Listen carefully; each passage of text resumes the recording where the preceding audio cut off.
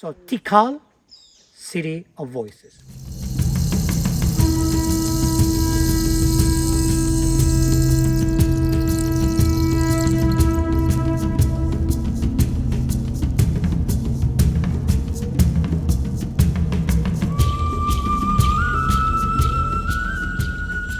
Hola amigos, I'm right in the middle of the jungle here in Guatemala on another adventure, and I'm heading to the ruined city of Tikal.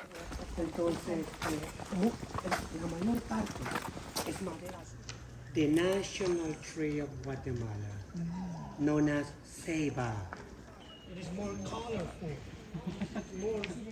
The acoustic at the next one is even better. Okay.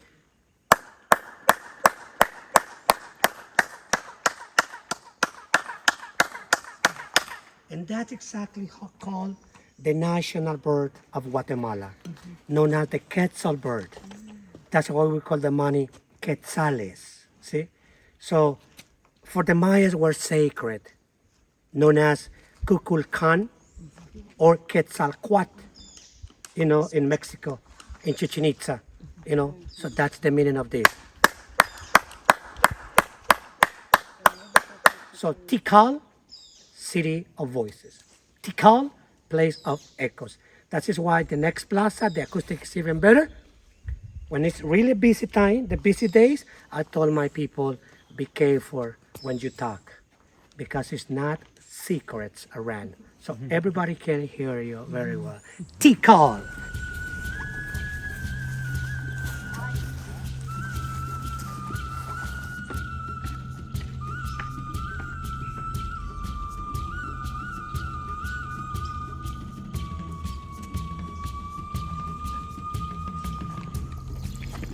Come here.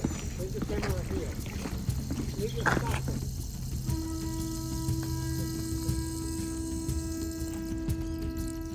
That was when I tried. They're that bigger. They're like a triple size bigger on this. I'm glad we only got the baby one out.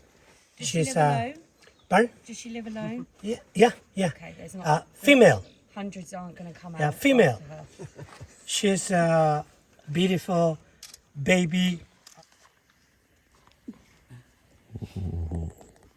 Photo.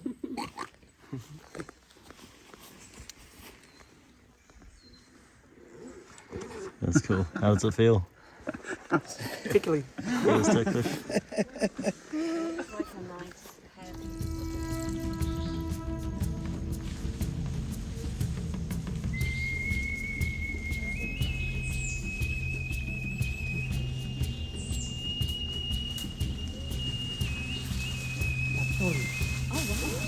Charm.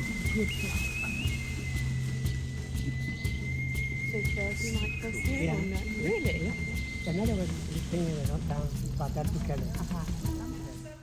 So under these big hills here, there are actually Mayan ruins covered by the forest. 10 more minutes. That's Just in 10 pretty more minutes. amazing. It's going to be that what I still, covered by the forest. Remember, just in this place.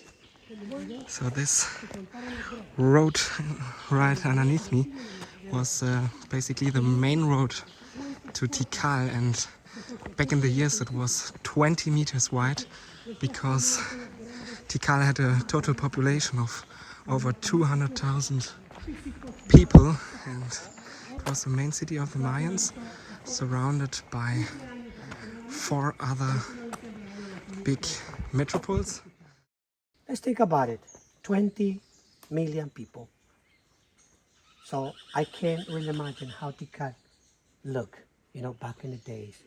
I mean, people sometimes asking, these people enjoyed it back in the days. I mean, they smoke, they hallucinate, they be drunk.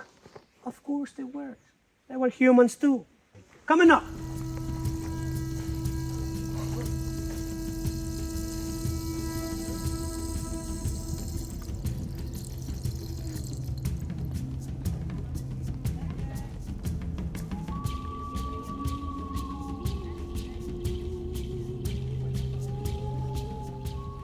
So these ruins right here were actually the residences of the Mayan upper class. So whereas the upper class lived in these stone houses, the majority of the Mayan population lived in wood houses close to the center of the city. Each family had between 10 and 15 children, so they were living in really big families together, and when someone died they took the dead body and put them underneath the houses. So these were their crematories as well.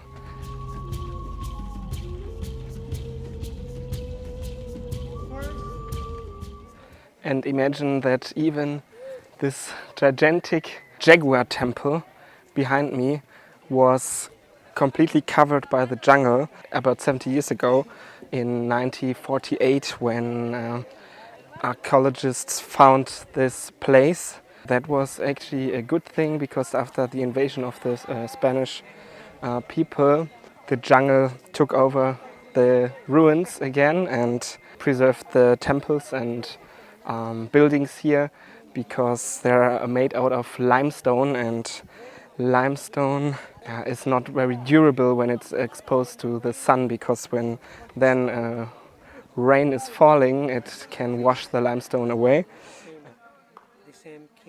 So while Tikal was basically the capital of the Mayans, it was located in the center of the Mayan habitat. There were 4 other Mayan cities in Mexico, Belize, Guatemala and Honduras. They were located in each directions of the sky, and they symbolized all 4 different elements, including the city of Tikal in the middle. It was a symbol of the 5 senses of the humans. All these buildings were colored red back in the days, and the color origins from the trees around here because they have mahogany wood, which is colored slightly reddish. With this mahogany wood, they painted the buildings in a red color, symbolizing the blood. Blood also stands for life. And when you're wondering where the Mayans took all the limestone from to build these massive buildings, they actually dig the limestone out of the jungle, and this led to massive holes in the ground, which naturally filled with rainwater, and they used these massive holes filled with rainwater as cisterns and even as swimming pools. That's pretty cool. Yeah, so all the material actually comes from this place here, and in this way they didn't have to transport all the material over very long distances. So right in front of me is a massive hill, which is again one Mayan temple, which is completely covered by the jungle. I don't know if you can see it, but these are the stairs of the temple, and it is one of the largest temples here around. Archaeologists left it like this to keep it preserved by nature, and I think that's a really good thing, because otherwise it is again exposed to the sun, which leads to an erosion of the limestone. Yeah, but I can tell you it is massive. It is probably 50 meters high, and you can see the tip of the temple right there. So it is probably one of the biggest temples around here. And now we are walking to the biggest temple of this Mayan site here. What's really special about the tour is that you're walking through the jungle and you really get this explorer and adventurous feeling, and that's pretty cool. And also, due to the huge size of this Mayan site here, it doesn't feel too crowded, not too touristic. Right in front of us is the highest temple here. It is about 70 meters high. Just to get a feeling for the size of this temple, I will walk right in front of it, and yeah, show you the view from down here.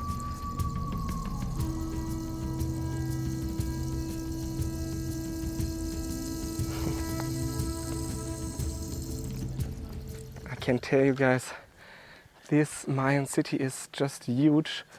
We're walking through the jungle and everywhere are temples around me. Remember what I told you, each of these hills are undiscovered Mayan ruins. Ooh, I was just walking through a spider web, so you need to be careful here. There are a lot of animals around. Even jaguars and panthers are living here. So better watch out. And it feels like being in an Indiana Jones movie here, because we're in the middle of the jungle and there are trees and animals all around.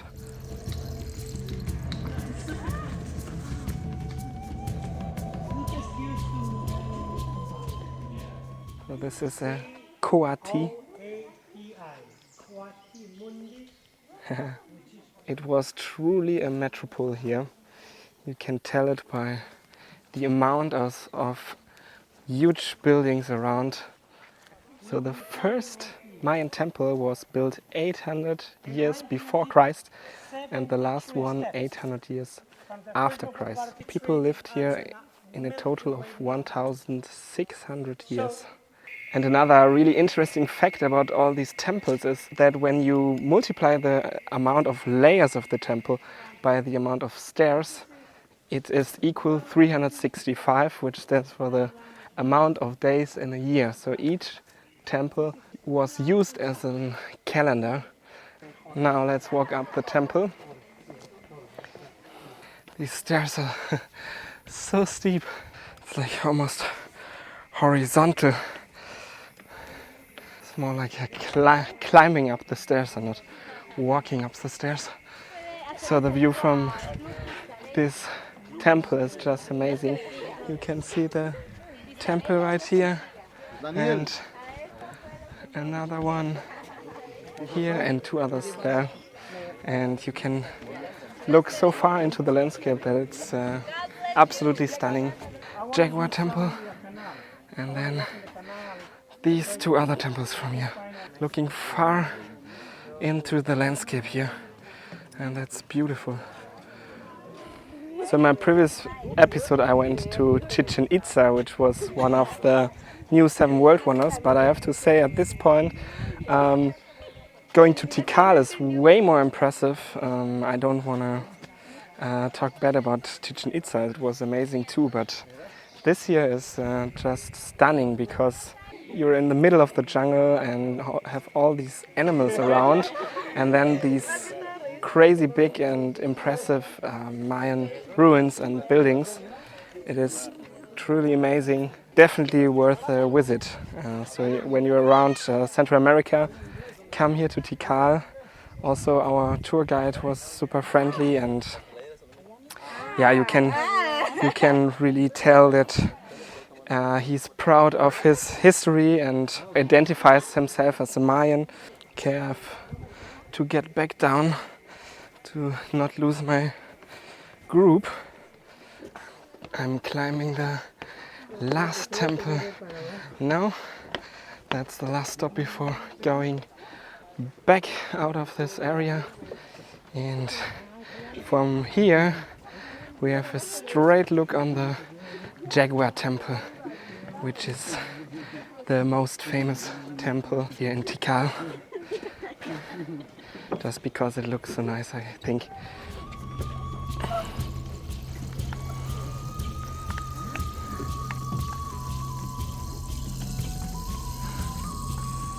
Okay guys, that was the end of my trip to Tikal. I hope you guys enjoyed it.